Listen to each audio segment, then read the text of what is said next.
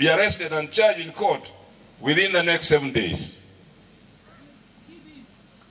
The police does not need any investigation to get the killer officer, because the shooting occurred in broad daylight. And the students themselves say they have a photo of the killer. Onlookers and William's colleagues saw it happen, and they know who opened fire on the students.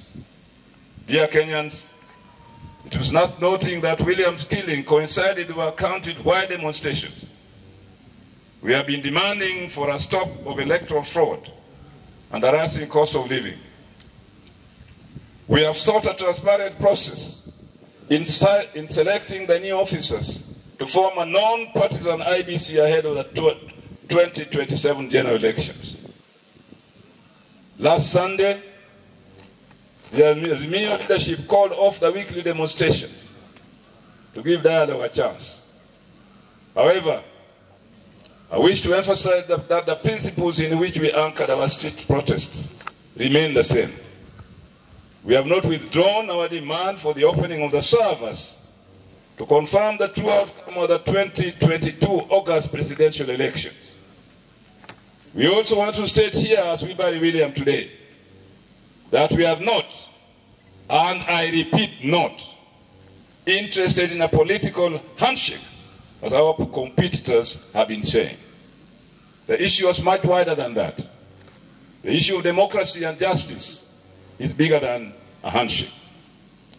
We are willing to honestly discuss the state of our country, and these discussions must be honest, above board, and with clean hands.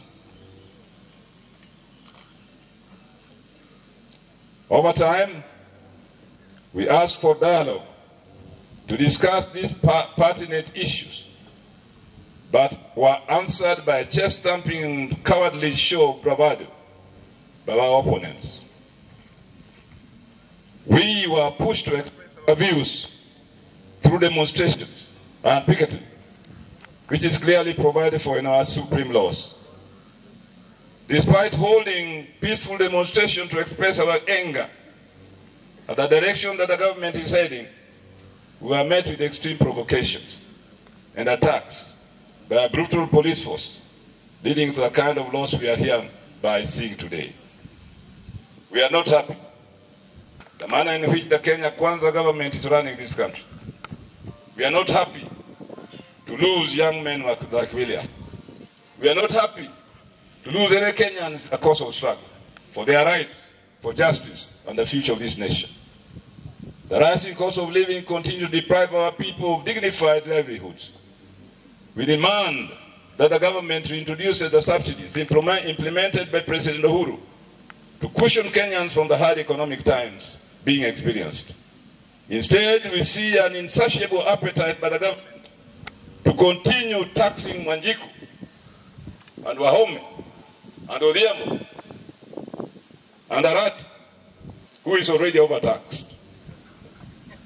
How can the government claim to be forward-looking in creating wealth while a key economy driver like electricity is subjected to unreasonable taxation every other day? We are saying that this madness must stop.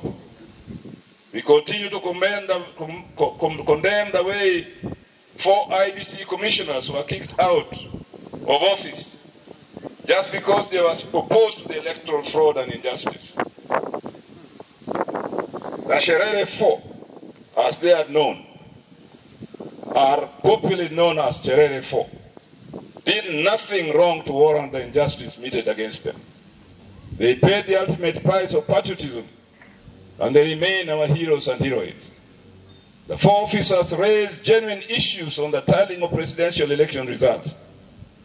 They ought to have been heard instead of being punished and leaving Chebukati announce the results single-handedly. Even in Supreme or appellate courts, decisions, judges who give dissenting views during joint rulings are never sacked. Instead, their rulings are recorded and preserved for references in the future. As the Azimio family, it is our resolve that the constitution of IBC selection panel an important institution in our democratization journey, be subjected to a bipartisan process and not left to one political formation. History reminds us that such insensitive acts to achieve short-sighted political gains led us to the 2007-2008 crisis. We must be the country made to walk the path. We must not let the country to walk that path again.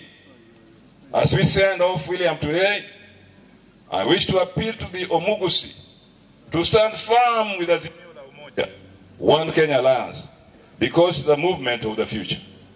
I see you today in the determination of people of Kisii in general and Nyamira that you are with Kenya, One Kenya Alliance, Azimio la Umoja, One Kenya Alliance in this struggle.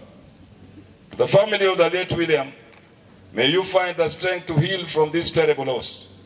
May the angels of the Lord visit you every day to offer comfort and love. May the church fraternity continue to pray for you. May the students' fraternity continue to be in solidarity with you. May all of us be together with this family at this great moment of agony. As we gather here to honor the memory of this young man, this young soul,